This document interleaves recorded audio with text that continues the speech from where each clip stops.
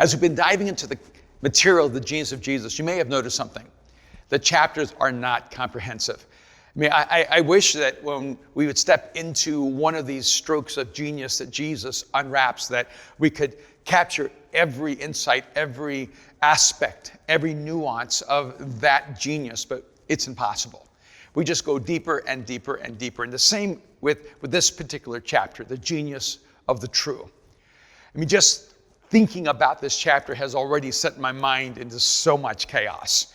Every time I try to think of an example of something that's absolutely true, I start immediately being rushed with the thoughts of all the exceptions to the rule. In fact, it's really challenging to find something that is always absolutely true where you cannot find an exception if you're open-minded to it. And I think that's one of the great challenges is that, well, we human beings, we're always, it feels to me at least, a step away from the true. It feels as if that even when we think something is true or the truth, we can later in our lives discover that, well, it wasn't as true as we thought. And when we look at history, and I remember early on in some of my own studies wondering, well, how do you define between history and propaganda? Because so much of history is the retelling of a human story with a particular intention. And the moment there's an intention, behind the information, you have to then begin to question the information because you're not just talking about the data, you're talking about the interpretation of that data. And so as we dive into this particular aspect of genius, I want us to realize that there are almost like different layers of this. There are things that are true, things that we perceive to be true, things that we experience as true, and all of that is not what Jesus is talking about. He's actually trying to take us on a journey beyond what is true to who is true. It's a journey to the true, not so much simply to the truth. I mean, there is this unique relationship we as human beings have with truth. And when you think about even the journey in the scriptures and relating to the relationship of those who are connected to God and the value of truth, it just opens up so many different questions. When I started thinking about the most famous quotes around truth, I instantly thought of two. I mean, one of them is in the Bible and one of them is not. The one that came crashing to my head was in A Few Good Men. Tom Cruise, Jack Nicholson, court case. Tom Cruise's character is pressing into Jack Nicholson's character and demanding the truth. And finally just irritated, antagonized by Cruise's arrogance and insolence. He says, "You want to know the truth? You can't handle the truth." And that statement has rung so true in my own life. So many times in my life, I really couldn't handle the truth. I mean, have you ever had those moments in your life where someone who loved you came and told you the truth?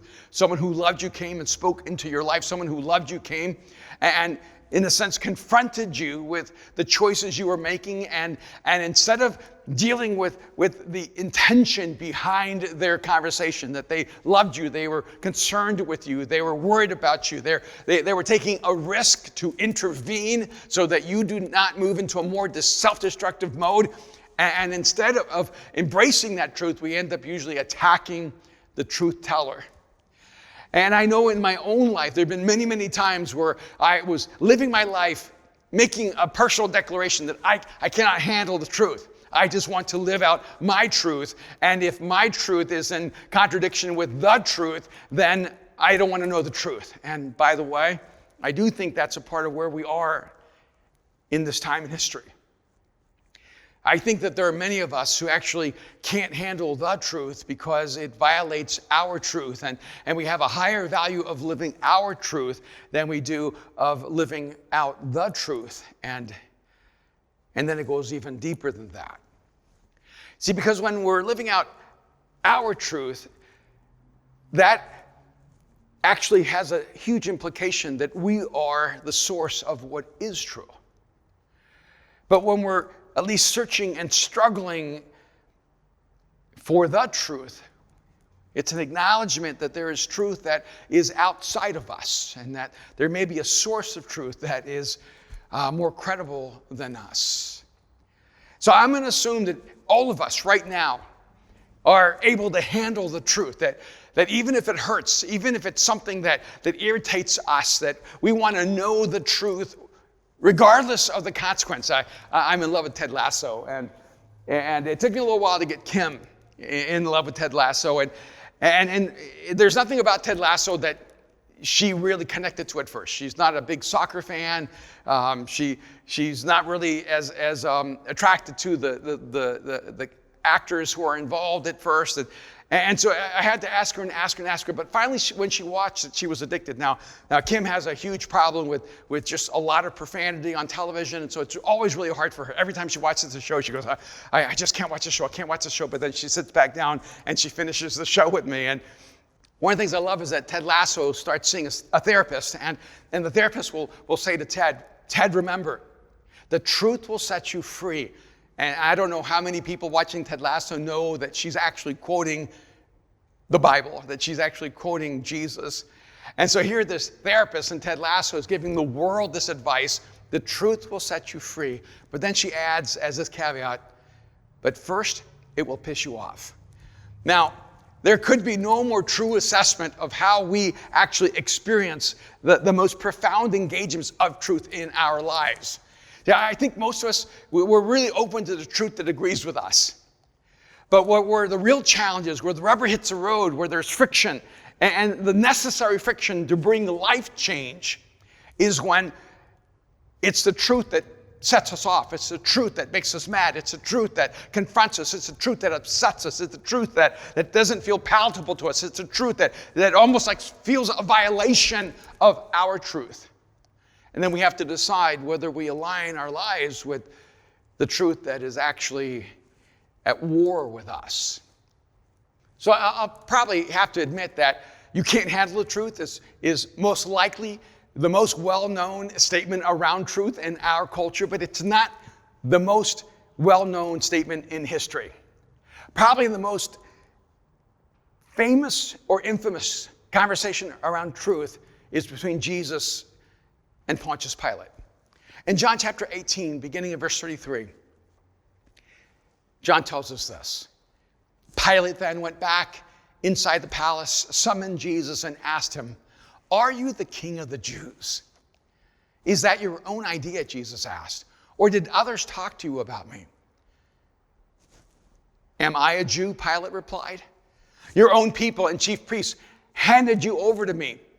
What is it that you have done?" And Jesus said, "My kingdom is not of this world. If it were, my servants would fight to prevent my arrest by the Jewish leaders. But now my kingdom is from another place." "You are a king then?" said Pilate. Jesus answered, "You say that I am a king.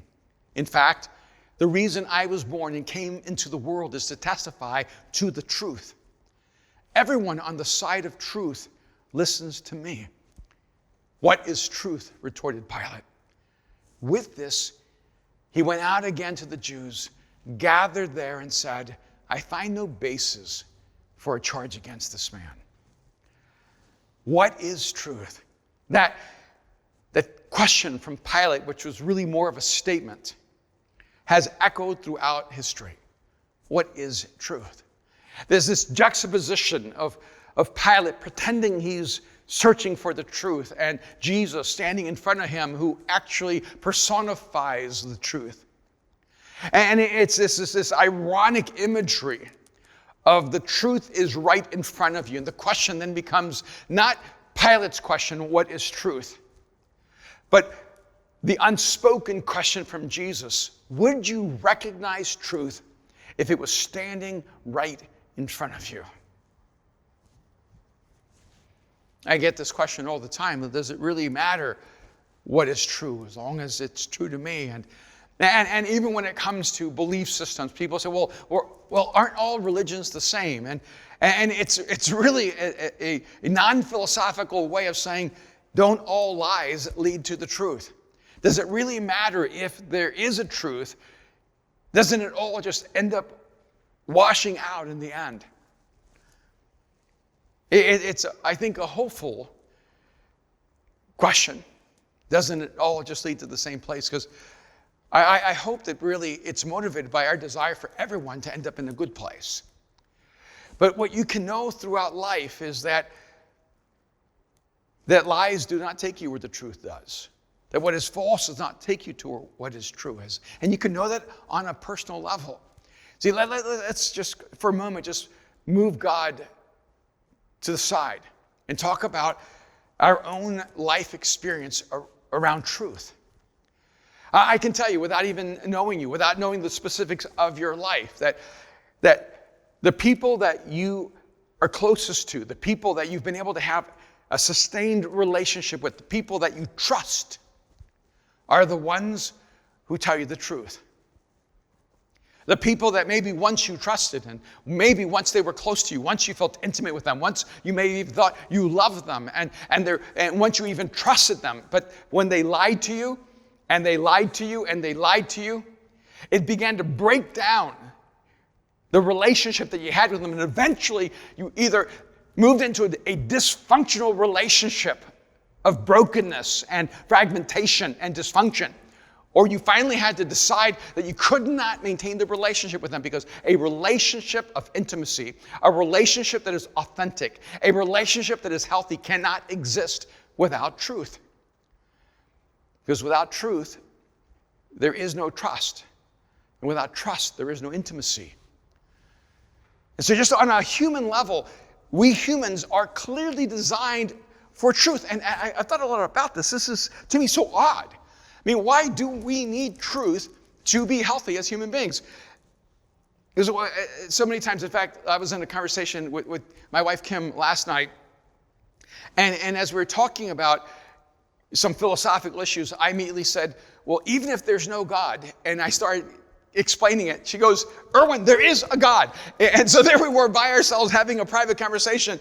And she got mad because I immediately said, even if there's no God. And she goes, Erwin, there is a God. And I said, honey, I know there's a God, but our brains don't work the same. I try to remove God from the formula to try to look at the reality of life, which allows me to break things down in a way that a person who does not believe in God actually sees it. And I think one of the great challenges is, and one of the great questions is, why is truth so essential if there's no God? Even people who are atheists and agnostics, even people from completely conflicting belief systems, have a relationship with truth that is undeniable. Have you ever heard that phrase, you can have too much of a good thing? I don't know if that's actually true. I mean, I think about it, you usually don't have anybody who's a health coach telling you don't drink too much water. I mean, I suppose you can drink too much water, but usually water is pretty healthy for you. Or don't inhale too much oxygen. Be careful, moderate how much oxygen you're breathing. I mean, I know you can hyperventilate, but that's really a different dynamic. And frankly, you cannot love someone too much. You can have a dysfunctional expression that shadows love, but it's not love. That is unhealthy. But you actually can't love too much. See, I don't think you can be too compassionate. I don't think you can have too much integrity. I don't think you can actually have too much hope. I don't think you can be a person who has too much of those virtues that actually make us more human. Usually when we're saying you can have too much of a good thing, it's actually not a good thing. We have a friend who's one of our pastors here, Pastor Joe Smith, and he can't get around cheese. I mean, he's sort of infamous around here because we can't eat pizza with him because he orders pizza without cheese. That's not a pizza, that's a cracker. And he doesn't seem to understand that. And then there's some things that are conflicting that I don't think are consistent because he can eat cheesecake, even though it has cheese in it. But I think it's the cake part that overrides the cheese part. And it's because when he was a little boy, he got a hold of an entire cart of American sliced cheese, and he just started eating that American cheese, which he loved. It was such a good thing. And then, of course, he ate so much of it, it made him just brutally sick. And because of that, he has a reaction now to cheese, and he can't eat cheese of any kind, or anything that I guess even appears to be cheese-like. Because, well, there are some things that if you consume too much of, they will not be good. But there's something about truth that is unique in its relationship to the human soul. See, there really isn't a good lie. There isn't a lie that makes us better or makes the world better. But the problem is that we live in a world that is so broken and fragmented that I think so oftentimes we think that the only way we can survive or thrive in this world is to use truth as a tool rather than as a compass. Because the only way you can actually work this kind of tension out is when you understand the difference between the truth and the true. When we begin to use the truth to manipulate, when we use the truth for our personal benefit, when we use the truth to actually war against the true, then we don't understand the ethic behind the truth. See, truth exists because God can be trusted. And the power of truth is that there is a source that is always true. And that source is always true in his intention. God always intends the good. So then God always speaks the truth. And one of the powerful things that we have to work through in our lives is that our souls somehow know that we're designed for truth. That when we begin to live in a lie, our souls get sick. When we live in a lie that we're telling, or we live in a lie that someone else is telling but we're accepting, we actually don't get better. There's this interesting internal compass where our souls move us toward the good whenever we start moving toward health. And you can see this in every nuance in life. When you move toward relationships where the relationship is authentic and honest, when you are truthful to that person and that person's truthful to you, you actually begin to move into a healthy relationship. When you have a relationship and you're lying to that person to keep that relationship going, or you're accepting a lie just so you can stay in that relationship actually moves toward being destructive and it becomes cancerous to you. See, as a human being, you're designed for truth. And as you move your life to what is true, you'll actually find yourself healthier. I think sometimes we want to hold on to the lie while finding our personal health. You will not experience emotional health or psychological health or physical health or even at the depth of spiritual health until you're willing to follow the truth wherever the truth takes you. One of the things that I think is always so fascinating is that when I became a follower of Jesus, I entered into this language of a cosmic battle between good and evil, not just right and wrong. The battle between God and the devil. And one of the things that I think is fascinating is that the name devil actually comes from a core word that means slander. The word devil actually means someone who lies about you. That the entire strategy of the devil, and that's where the word Satan also comes from, is someone that actually assaults your character, someone who tries to destroy your character, someone who lies about who you are so that they can destroy in the mind of someone else your veracity, your truthfulness, your trustworthiness. And it's interesting, too, that the word devil comes from a construct of two different words, which means to throw across, to throw at someone. So it's as if someone is picking up a stone to stone you with their accusations.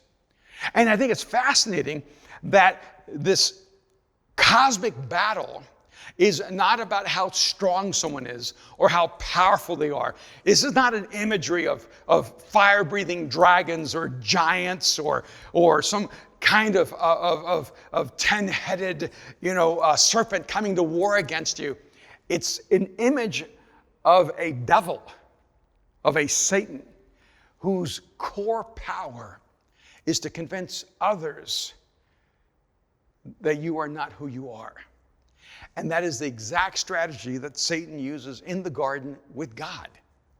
And there's this interesting little moment in Genesis where the serpent comes to Eve and Adam, and they're in the middle of the garden enjoying paradise, and the serpent is trying to get them to eat from the tree of the knowledge of good and evil. And this is what the serpent says in Genesis 3, verse 5. For God knows that when you eat from it, your eyes will be opened and you will be like God, knowing good and evil. And so right in this moment, what the serpent is actually doing is convincing them that God is not who he says he is, that God is not who he claims to be. He is actually using the most subtle approach towards slander. And he slanders God's character and convinces the man and the woman that God could not be trusted with their lives, that God could not be trusted with his intention toward them. You need to realize that this cosmic battle between good and evil, the cosmic battle between God and Satan, is actually a battle about truth. It doesn't surprise me then that in the Ten Commandments, the ninth commandment is so clearly connected to the strategy that the serpent uses in the garden. Both in Exodus and in Deuteronomy, Moses lists the Ten Commandments. In Exodus chapter 20, verse 16, he tells us, you shall not give false testimony against your neighbor.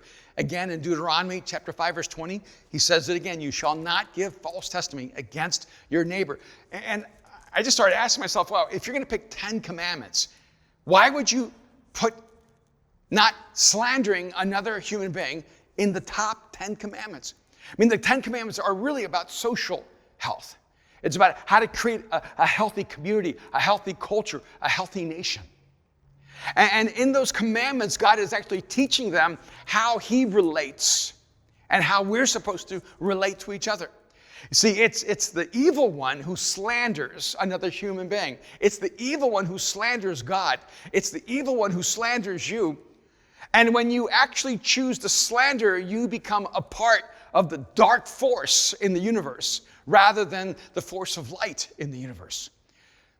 And so God says, look, here's one of the most important commandments I will ever give you. Do not bear false witness against your neighbor. Do not slander another human being. Do not lie about each other. To me, it's fascinating that God considers the importance of telling the truth and being truthful with each other and about each other to be so essential that it's in the top 10 commandments that God gave to Moses. So we go back to Jesus' conversation with Pilate, and Pilate asking the question, well, what is truth? And Jesus having pressed against him. And it's interesting, every time Pilate asked Jesus a question, Jesus basically pressed back, is this what you're saying? Is this what you're saying? And instead of allowing Pilate to hide behind what other people are saying about him, Jesus, everyone on the side of truth listens to me. And Jesus saying, Pilate, there is a measure of truth. And that measure of truth is standing right in front of you right now. And you're going to have to make a decision about whether you're going to live in this truth or not. And he does the easy thing. He acts as if truth is not accessible, as if truth is not knowable, as if truth is always elusive. But the reality is the truth that Pilate needed to step into in that moment was standing right in front of him. I think sometimes we pursue truths that have nothing to do with us because they have no effect on us, and ignore the truths that are at the intersection of our lives. Maybe I'll never understand the truth of what a black hole is and how it exists, and is there a tear in the universe? Or maybe I'll never understand the truth of how the universe actually began and how life was actually started and all the nuances of it. Maybe I'll never understand the truth behind all the science behind viruses. Maybe I'll never know the truth about how COVID was started in Wuhan, China. Maybe I'll never understand the truth about all the intricacies and dangers and benefits of vaccines. See, there's so many things in life, I just have to accept that I may never know all the truth about it. But it's so much easier to chase after truths that you actually have no control over in this moment than to ask the question, where are you running from the truth? What is the truth that you're being called to live out right now? What is the truth standing right in front of you that's confronting you in this moment? That's the truth that matters. That's the truth you need to deal with. The truth of who you are and where you are, of who you're called to become and the journey you're called to go on, and the choices you have to make in this moment to get to where God is calling you to go. See, I'm convinced that with all of us, Jesus stands right in front of us. And you see, Jesus is not a guide guiding us to the truth. He's not a mentor that's trying to teach us about the truth. Jesus is actually the personification of truth. He is the truth.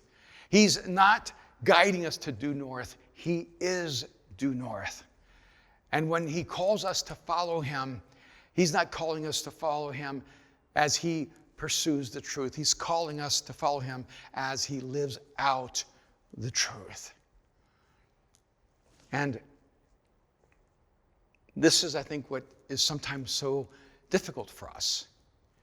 I think that even many of us who admire Jesus and believe in Jesus and adhere to a faith around Jesus, but the truth is that we want Jesus to follow us so that he can affirm our truth, rather than to realize that it is we who must follow him and adhere to his truth.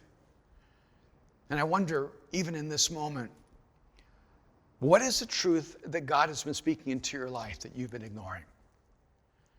See, not what are the facts, not what are the doctrines, not what's the information that you think is important to God. What is the truth that God is speaking to you about the person you are and the changes that he wants to make in your life, the person he wants you to become? What is the truth that being in relationship to Jesus that exposes what is going on inside of you, that Jesus wants to move you toward the light? What's the truth that you need to embrace right now? And the last thing I would ever want to hear God say to me is, you can't handle the truth. And the last question I want to ask Jesus is, what is truth? See, if nothing else is true in relationship to Jesus, it's this. When you put your life in the hands of Jesus, when you trust Jesus with your life, when you choose to become a follower of Jesus, you acknowledge not just that he knows the truth or that he speaks the truth, but that he is the truth. Jesus makes truth personal. And he wants to make it personal in your life and in mine. Sometimes I get really nervous because in many ways I'm entrusted with truth. People depend on me to speak the truth. People hope and believe that I will live the truth. And I cannot tell you how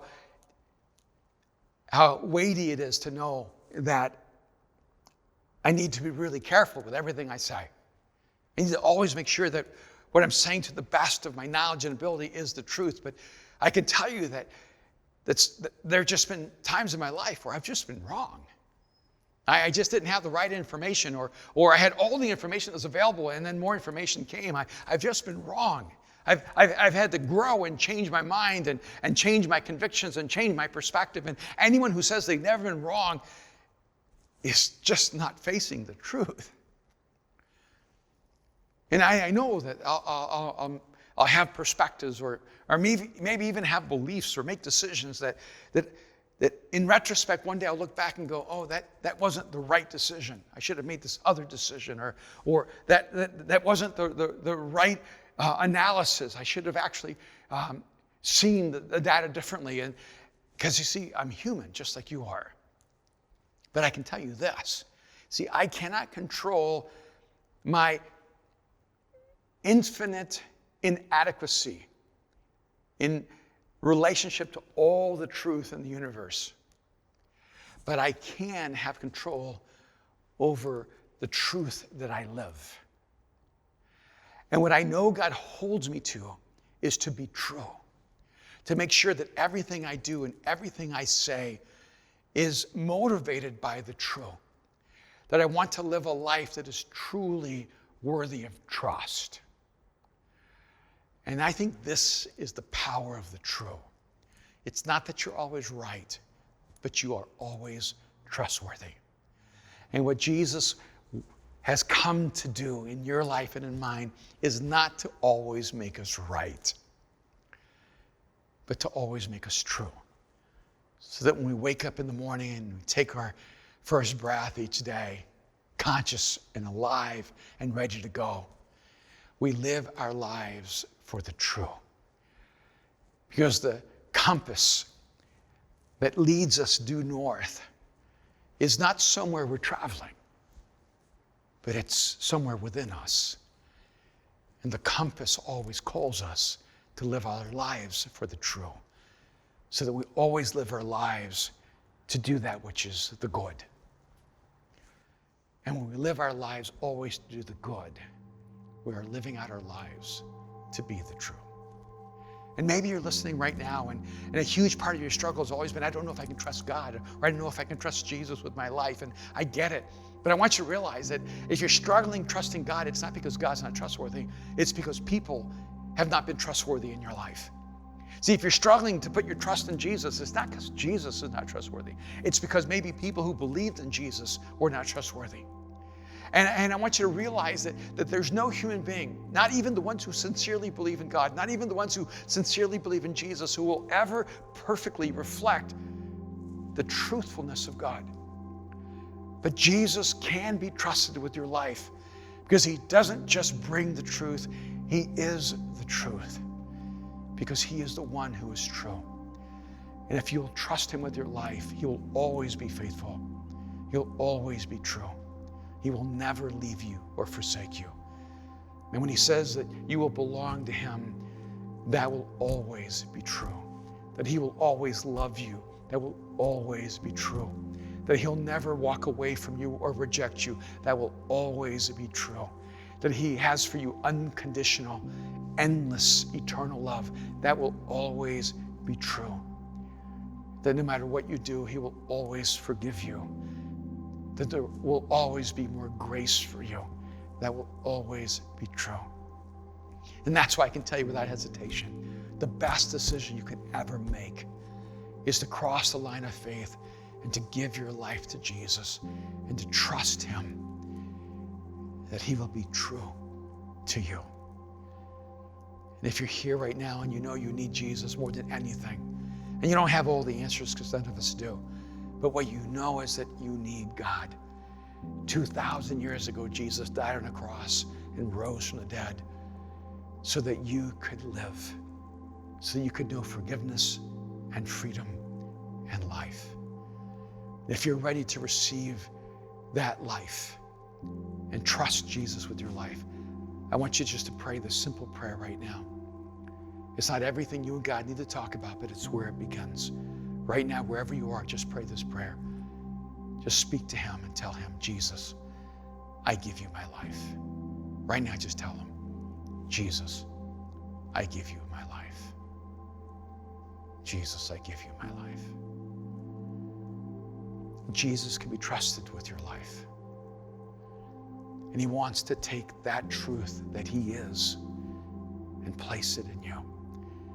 And if you just prayed that prayer and gave your life to Jesus, I want you to know that God has come to live within you, to dwell in you, that you belong to him and he will never leave you or forsake you, and that you will begin to live your life in the true.